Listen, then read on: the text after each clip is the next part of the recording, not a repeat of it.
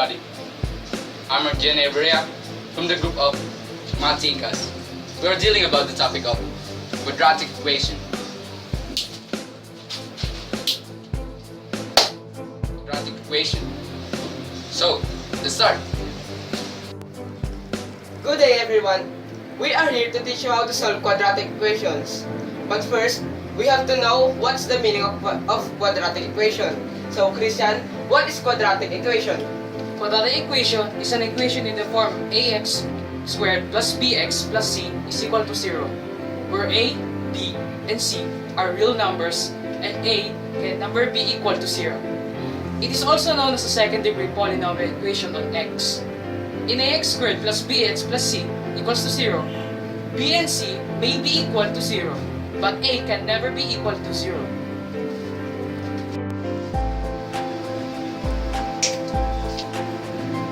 Now we're done on discussing what is a quadratic equation. But before we proceed to another topic, I will discuss to you about its parts.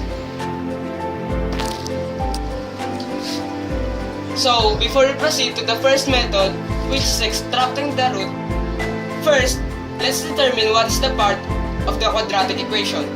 So if you can see here, ax squared is called the quadratic term, and bx is the linear term, c is the constant. Now, let's proceed in the next topic. Now here, we have the next method on solving a quadratic equation called extracting the roots. In the quadratic equation, ax squared plus bx plus c is equal to 0. There are cases where b is equal to 0. Thus, the quadratic equation becomes ax squared plus c equals to 0. Quadratic equations of this form can be solved by extracting the root. Now we have here an example of a quadratic equation being solved using method called extracting the roots. As you can see, we have here the given examples. So in order to get the answer, both sides we must get the square root of both sides. As you can see, 49 is a perfect square, so we can get its square root. So when we have gotten the square root, cancel out this and this, and then we will get this answer. Then proceed to transpose. So after this process, we will come up to this answer. So this answer has two solutions, the positive 7 and the negative 7. First, in this process, we will use the transpose. So if we transpose negative numbers, then it will be positive. And when we transpose positive numbers, it will be negative. So let's come up with this first solution. 3x minus 2 equals to 7. So we will transpose negative 2 and it will become positive 2. 3x equals to 7 plus 2, then equals 7 plus 2 equals to 9. Then divide it in 3. Then x now is equals to 3. So let's proceed to the second solution.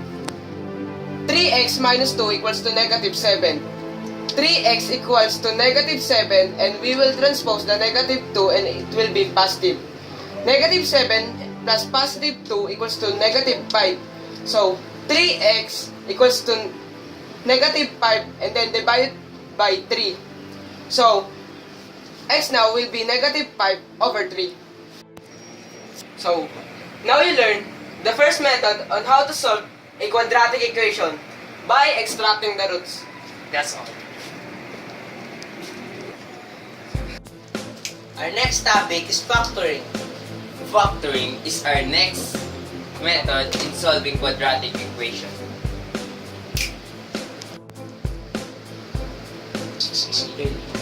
Factoring. Factoring quadratics. Find the roots or x-intercept of a quadratic equation. Factoring quadratic equation in standard form can often be accomplished by finding two numbers that add, give b, and multiply to give AC. First of all, let's think of a number that when we multiply, the answer is A and C. Since the third term is positive, then the factors should be all negative. In finding the p, we must think of a number that when we add it, the result will be negative 12. And when we multiply, the answer will be 32. The two factors are x minus 8 and x minus 4. The first solution is x minus 8 equals to 0. In transposing like this, it is negative 8. When we transpose negative 8, it equals to positive 8. So the answer is x equals to 8. The second solution is x minus 4 equals to 0. When we transpose negative 4, the answer is x equals to 4. That's called our factor. Factoring is the second method in solving quadratic equation.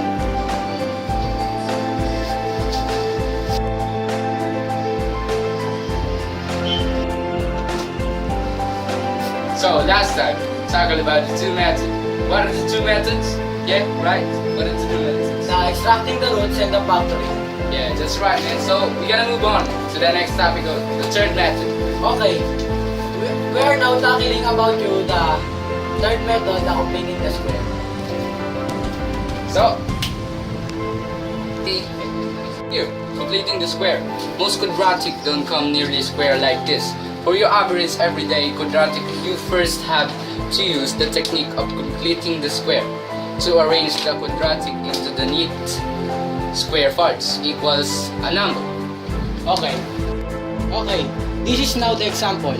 4x squared minus 2x minus 5 equals to 0 is the original problem. Next, move the loose number over to the other side. Next, divide through by whatever is multiplied on the squared term. Take up the coefficient. Don't forget the sign of the x term and square it. Add the square to both sides of the equations. Convert the left-hand side to squared form and simplify the right hand side. This is where you use that sign that you kept track of earlier. You plug it into the middle of the parenthetical part. So next, square the root both sides, remembering the positive and negative on the right hand side. Simplify as necessary. Solve for the x. Remember that the positive and negative means that you have two values for x. This, right? Now you learned about the completing the square, the third method to solve quadratic equation. That's all. Bye!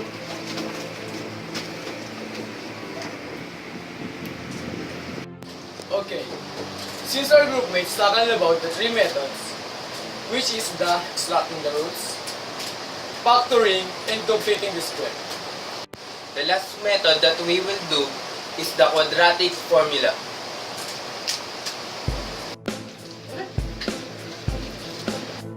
Quadratic formula. The quadratic formula uses the a, b, and c from ax squared plus bx plus c, where a, b, and c are just numbers. They are the numerical coefficients of the quadratic equation. They've given you to solve. The quadratic formula is derived from the process of completing the square and is formally stated as 4 ax squared plus bx plus c is equal to 0. The value of x is given. The quadratic formula is x is equal to negative b positive negative the square root of b squared minus 4ac over 2a. The given example is x squared plus 3x minus 1 equal to 0. In order to solve this problem, we may use factoring and quadratic formula. But since factoring is started by my group mates, we will answer it by using quadratic formula.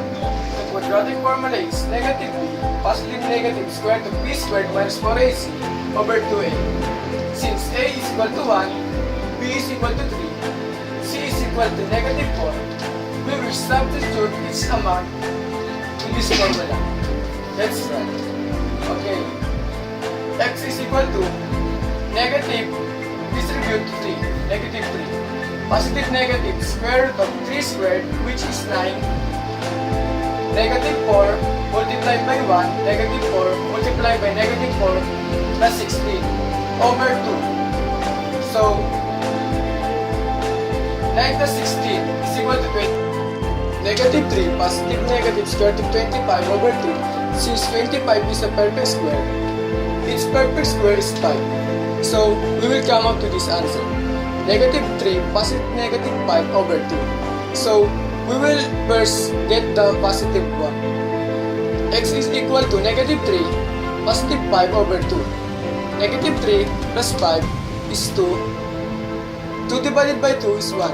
So, next, the negative 1. Negative 3 minus 5 over 2. Negative plus negative is negative. Negative 8 over 2. Then, x is equal to negative 4.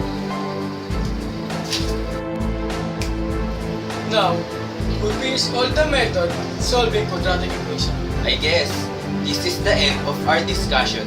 We hope you understand something. Thank you. Again, we are Team Mathikas.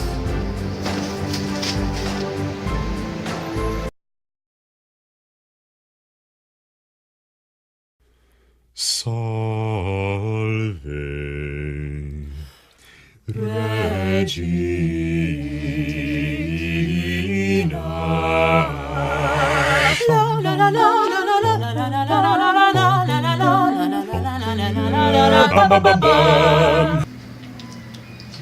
Doom dada, dada doom dada X. Doom dada, dada doom dada X.